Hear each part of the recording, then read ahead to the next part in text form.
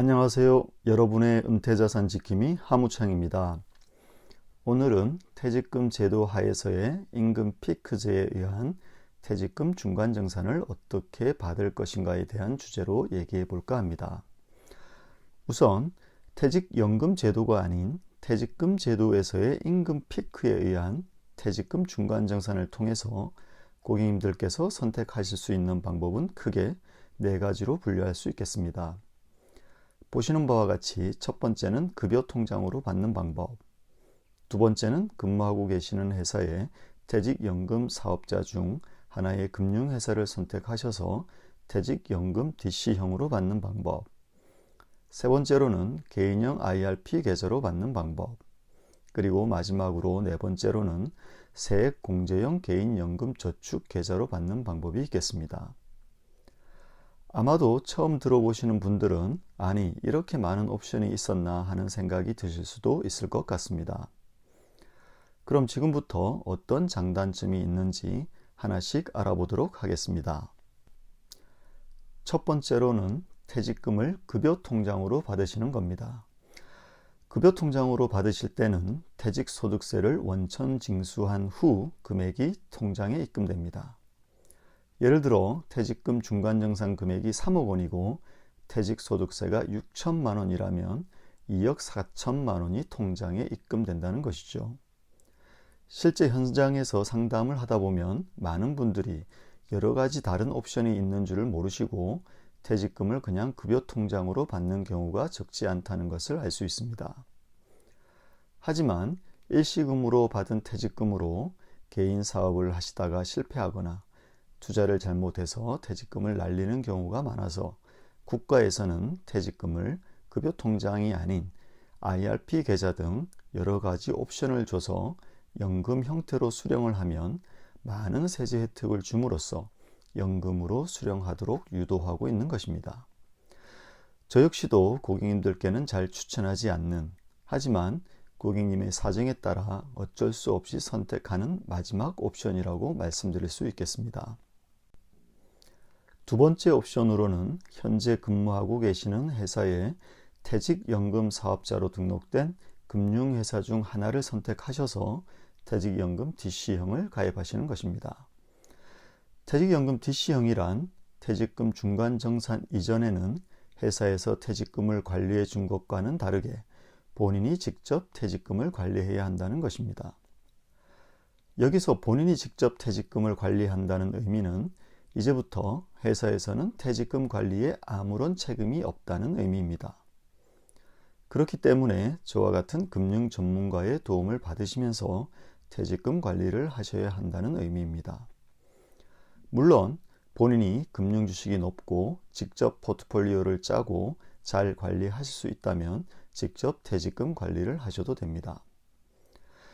퇴직연금 DC로 퇴직금을 이전해 오는 장점 중 하나는 바로 세금을 이연할 수 있기 때문입니다. 아까 급여 통장으로 퇴직금을 직접 수령하시게 되면 퇴직소득세를 일시금으로 내야 하지만 퇴직연금 DC로 받게 되시면 세금을 내시지 않는다는 것이죠. 즉, 퇴직금 중간정산 금액이 3억 원이라면 이 금액 그대로 DC 계좌에 들어온다는 얘기입니다. 그리고 향후 퇴직연금으로 받게 되시면 누차 말씀드렸다시피 1년 차에서 10년 차까지는 30%, 11년 차부터는 40%의 세금을 절감할 수 있습니다. 그리고 또 다른 장점으로는 수수료를 절감할 수 있다는 것입니다. 퇴직연금 제도인 DC나 개인형 IRP는 운용관리 수수료와 자산관리 수수료를 내셔야 하는데 퇴직 이전에는 이 수수료를 회사가 부담하기 때문에 수수료 부담을 줄 수 있는 것입니다. 세 번째 옵션은 퇴직금을 개인형 IRP 계좌로 받는 것입니다. IRP 계좌로 받게 되시면 회사 재직 중에도 퇴직연금을 신청할 수 있어서 지난 영상에서도 말씀드렸다시피 퇴직연금 소득세를 최대한 줄일 수 있어서 연금 실수령액을 더 많이 받을 수 있다는 것입니다. 즉, 58세 인피가 되시면서 바로 연금 신청을 하시면 그 해가 연금 수령 1년 차가 되기 때문에 10년 동안 30%의 세금을 절감하고 68세부터는 40%의 세금을 절감할 수 있어서 퇴직 후에 연금 신청을 하시는 것에 비해서 세금 측면에서 유리할 수 있습니다.